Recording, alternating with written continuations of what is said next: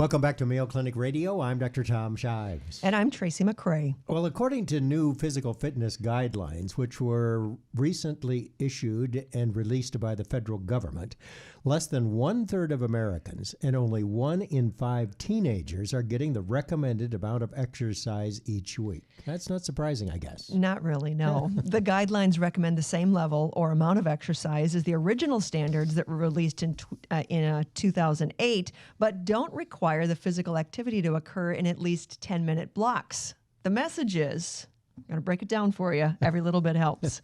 Here to discuss is Mayo Clinic anesthesiologist and human performance expert, Dr. Michael Joyner. Welcome back to the program, Dr. Joyner. It's great to see you again. Good to see you, Tracy. Good to see you, Tom. Dr. Joyner, always good to have you on the program. And we want to ask you about that. It seems like they're changing guidelines for everything all of the time, whether it's blood pressure or mammograms or PSA, and now they've changed the exercise guidelines. Why? I'd say it's more of a subtle shift or just a minor modification, as Tracy indicated. The basic idea of still trying to get 150 minutes a week of moderately vigorous physical activity, they're still right there, or 75 minutes a week of more vigorous physical activity. But the idea is now you can take it in small bites and just to do something, and they really want to focus on what used to be called sort of incidental physical activity. Take a couple of flights of stairs, walk in from the parking lot, that sort of thing. And just to do something and avoid prolonged sitting time. Usually, when I see these recommendations, the one that's for adults is 150 minutes a week. So break it down if you want to do 5 minutes or 50 minutes, whatever. But I never have noticed, maybe I've just not been paying attention, that it also says 2 sessions of muscle strengthening. Right. Is that additional, or have No, I just that's been around for a while as well. Because one of the things that's happened, especially as people get older, is they lose muscle mass and become frail. And of course, you see this in many of your patients, Tom, and that leads to falls and other things as people get older. And aerobic capacity, or the ability to walk or go upstairs, it doesn't really rate limit what a lot of older people can do. It's getting out of the car, opening the can on something, doing something that requires some sort of strength. And the data shows that about 70% of 70-year-olds can't get off the floor because they're so weak. Yeah, amazing, isn't it? So what counts as, when you talk about muscle strengthening, and I noticed there are guidelines for children, too, between the ages of 6 and 17. What is muscle strengthening? What counts as muscle strengthening? Oh, it could range from anything going to the gym and weightlifting to just doing body weight exercises and calisthenics at home. Things as simple as push-ups, and even people who can't do a regular push-up can push against the wall. There's things people can do in chairs, things like static wall sit that the skiers use when they sit up against the wall. Many things that people could do. The big, huge rubber bands, the stretch bands can be very, very effective and are things you can take with you. those rubber Now, bands? what about you and our producer, Jen? Yeah. What kind of, I know that you're over there buffing it up. We're actually going to go lift after we're done here today. Yeah, a couple Real of weights, times. iron, you're pumping Yes, dumbbells, and and twice a week is what we're doing. But one of the things I notice is that for children age 6 to 17, 3 strengthening sessions per week. Yeah, I think the children need to do more, and I think to the extent possible, 60 minutes a week or 60 minutes a day of moderately vigorous or vigorous physical activity, which is a problem for the kids who aren't playing sports because there's so little physical education in schools these days compared to when we were kids, kind of in the golden era. But yeah, well, we all got exposed to President Kennedy's plan, the fitness program, because people were concerned about military preparedness and what would happen if there was a shooting war during the Cold War, and that's only gotten worse. And so I think that's really one of the big problems too. And I think one of the goals with kids is to try to generate some muscle mass and keep people from getting fat when they're younger. It becomes harder to gain weight as you get older. So if people are lean through their teen years, that's a good thing. We got a lot of exercise just practicing duck and cover. Remember that? Right, yeah, During exactly. the Cold War? Right, exactly. I mean, we could have been attacked any minute. Yeah. Fortunately, we weren't. But so muscle strengthening, is it true that we lose 1% to 2% of our muscle mass every year after age 30? I've heard that said. 30 or 40. What's really interesting, though, is that with strength training time, you can delay that by about 10 years. And you can reduce the rate of loss to almost nothing. Now, when people get to be 60 or 70, there is going to be some obligatory loss. And certainly when people get into their middle 80s, almost everybody starts to lose muscle mass. But again, you've seen it in some of your patients who've retained their muscle mass, and it's almost like they're a different species of humans. If you do it twice a week, it's pretty good likelihood that Yes. you can maintain your muscle mass. Absolutely, absolutely. And again, in the old days, we used to push mowers that were non-mechanized, where people used to go out and do all sorts of things, garden, farm, and just do regular lifting all the time. But we've made it so easy to live such a convenient life that people aren't getting the strengthening exercises that they need. And what counts as aerobic activity? Well, aerobic activity, typically you think about something that is sustained, uses a large mass of muscle, so walking, swimming, running, riding a bike, things like that, and it's something that requires mostly oxygen, so you're not going in any type of oxygen debt or oxygen deficit, so it's something you can sustain for a long period of time. Now, how hard it is depends on your perception of effort, your heart rate, and things like that. So, though, even if you're just doing 5 minutes of exercise, Right. cardiovascular-wise, that doesn't seem to make sense that it still counts. Well, it's really interesting. If you start looking at the dose-response curves of physical activity versus mortality, you start to see benefits with 5 or 10 minutes per day. Things start to flatten out after about 30 minutes a day. So when people are doing, like I do, an hour a day, they're doing it for other reasons.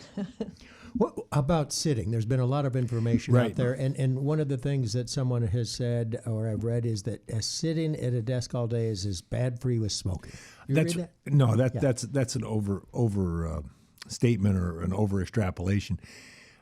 Sitting all day long can obviate some of the benefits of exercise, especially in people with ongoing risk factors, diabetes, hypertension, people who've got other problems. It's especially troublesome for those individuals.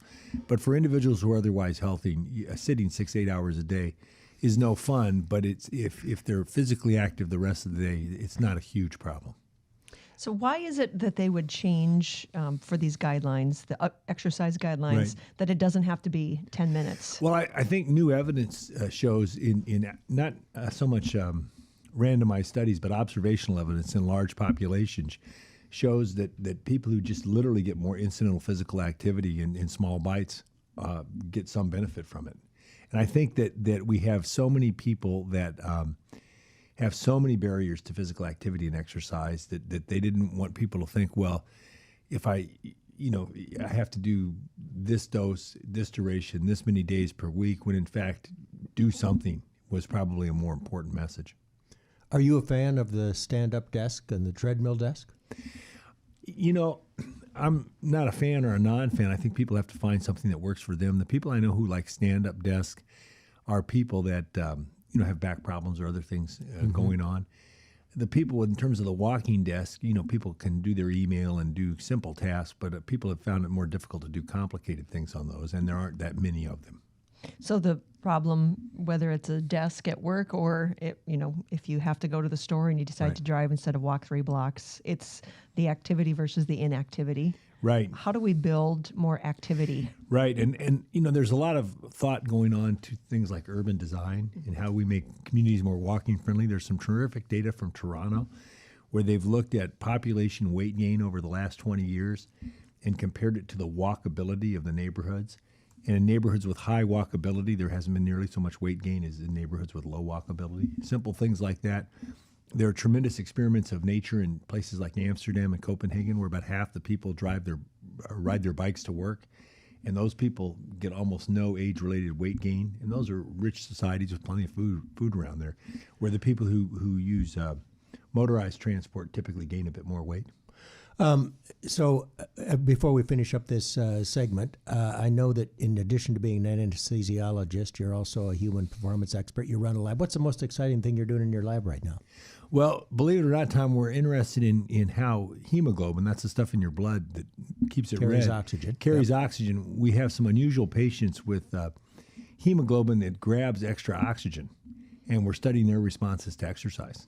Like those are the elite athletes, maybe? No, Some of them? Or? they're not elite athletes. They're just people that have hemoglobin that grabs extra oxygen, and they've been called human llamas, which is what, believe it I or was not. going to ask, are these the human llamas I've yeah, heard about? Yeah, so what happens is in some of the animals that are adapted to live at 10 or 15,000 feet, they have hemoglobin that grabs extra oxygen. And at least our preliminary data shows that these individuals, when we make them hypoxic, we give them 15% instead of 21% oxygen, which is like going to 10,000 feet. They're remarkably resistant to hypoxia. Their heart rate hardly rises at all. So it's been very fascinating. All right, good for you. Always something exciting going on in your lab. There sure is. All right, we're talking with Dr. Michael Joyner. He's an anesthesiologist and a human performance expert. We've been talking about the new federal guidelines for exercise. Time for a short break. When we come back, what was once thought of as being out of reach is now almost a reality. The sub 2-hour marathon.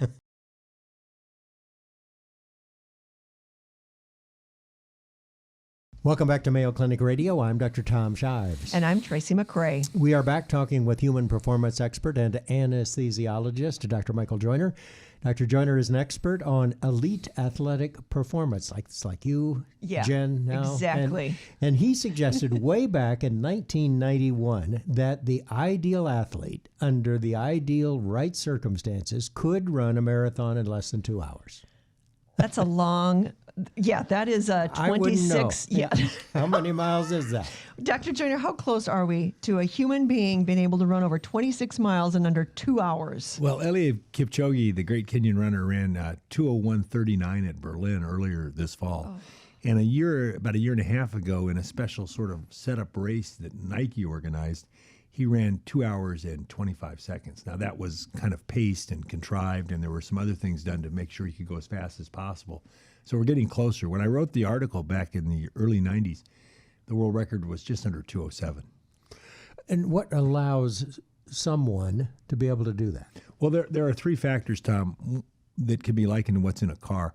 One is something called maximal oxygen uptake, and you can think of that as engine size. So that's how much oxygen somebody can get out of the air into their lungs. Their lungs can deliver to their blood. The blood is pumped by the heart, and then it's used in the oxygen's then used in the skeletal muscle. So the average person can use around 3 liters a minute. Elite athletes can use 5, 6, sometimes 7 liters a minute. So double what's normal. Now in Kipchoge's case, he's also very small. Weighs probably 55 or 60 kilos, so 125, 130 pounds. So that's like putting, a very, very large V12 engine in a very small car. Now, the next thing you can think about is like in a sports car, the red line. So he can use about 85, 90% of his maximal oxygen uptake for hours. The average person can only use about 50 or 60%. And that's because his muscles have adapted to years and years of training. And he has extra blood vessels in his muscles, and little things called mitochondria that burn the oxygen are increased as well. And then the other thing is he's super efficient. So not only has he got a big engine and kind of a high red line, he gets good gas mileage. Is he going to be, though, the only person who does that? I mean, when you break these, we'll never get past the 4-minute mile and these different things like that, then pretty soon everybody is doing that. Do you think that we're going to get to a time where, not everybody, I won't be there. Marathons are tough because the conditions have to be just right, and the top guys can only run 1 or 2 races per year at the highest level, where the top milers can run 5 or 10 really superior efforts every year. So these guys only have maybe 10 or 15 shots a year for 6 or 8 years at the elite level to do this. They also are interested in competing in the Olympics. The Olympics typically it's in the summer. The conditions aren't that good. So I don't think it'll ever become super commonplace, but I think that there are plenty of people, certainly with the engine size and the lactate threshold of Kipchoge, and probably with the efficiency of Kipchoge. But he also is extremely gifted mentally. He's able to stay relaxed while he's suffering and trains very, very hard, around 120 miles a week at 8,000 feet. I want to ask you, I have a daughter who is a graduate student in California, and she's been doing some triathlons. Right. And we have watched her a couple of times at a national meet down in Tuscaloosa, Alabama. And the one thing that becomes clear every year is that the Colorado teams, the ones who train at high altitude, seem to have a leg up and seem to win every year. Well, altitude training is certainly something that's emerged since 1968. In 1968, Tom, the Olympics were in Mexico City, which was 7,000 feet, and athletes from Kenya and Ethiopia did very well, and the athletes from other countries who trained in places like Flagstaff, Arizona, did very well as well. So altitude training is something that the elite sometimes use to try to get an extra edge. It's especially good if people are training at high altitude. But the other thing about a place like Boulder and the University of Colorado is it's become really a magnet for all the top people. And so there are large numbers of elite athletes who've moved to Boulder. So you don't know whether it's the altitude per se and training at high altitude, or just also that they've developed a culture and environment in Boulder that facilitates this. Aside from the fact that we annoy them at races and they leave us in the dust, what is the difference between these elite athletes and weekend runners and like myself? Well, a couple things. One is that they have these very high VO2 max values. And now everybody can increase their VO2 max value. And That's explained to us the again. maximal oxygen uptake. Okay. That's the ability to get how much oxygen you can get out of the regular air. The regular air to your muscles. So you got to have big lungs, big heart, good blood vessels to do that. So most people are four-cylinder engines, and a few people are naturally six-cylinder engines.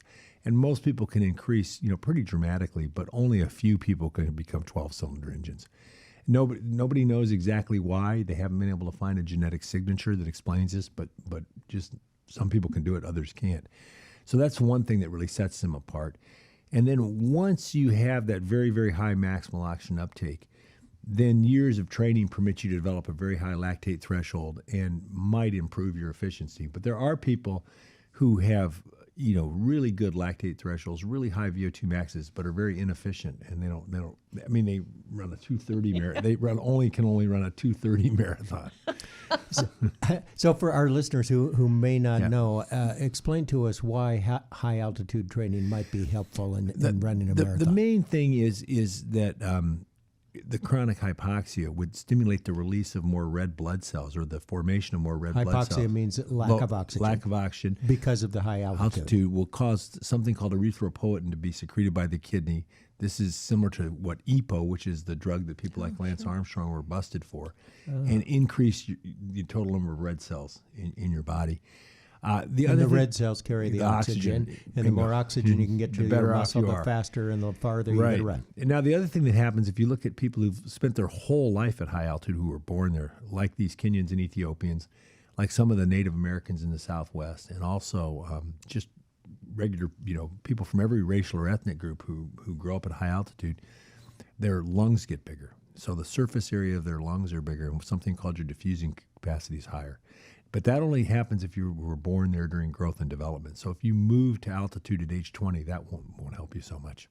So just to put this whole thing in perspective, and I don't want to embarrass anyone here, but let's say, do you run marathons, right? Or half I run marathon? half marathons. Okay, so that would be 13 miles? Yes. And in just under 3 hours. 2 hours and 45 so minutes. that would translate into 6 or 7 hours for 26 miles. And there's a guy out there he runs a little faster than you just do. Just a bit. And you can hear him coming during the race. You got to get out of their way. So you think this will happen? I mean, I guess we're 25 seconds away? Yeah, well, it depends on how you count, either a minute and 39 in a sanction race or 25 seconds in this exhibition. I think it could happen anytime, provided somebody did exactly what Nike did in 2017. One, get a flat, fast course, limit the number of right angle turns, run it at an optimal time of the year when it's cool, and set up a pacing strategy which permitted as many people as possible to participate and kind of drag somebody, 20, 22, 23 miles in at a very fast pace. And you predicted this would happen in 1991? Yeah, I wouldn't call it a prediction in 1991. In 1991, I was just trying to look at these limiting factors I discussed and see how the puzzle might fit together, and say, wow, somebody can break 2 hours. The world record's about 2:07. What don't we know? I was trying to understand what we didn't know, Tom, but this has morphed into a prediction as they've gotten closer. All right, we've been talking about all things exercise and elite athletic performance with Mayo Clinic anesthesiologist and human performance expert, Dr. Michael Joyner. Dr. Joyner, always great to have you in the program. Thanks for being here. Great to be here.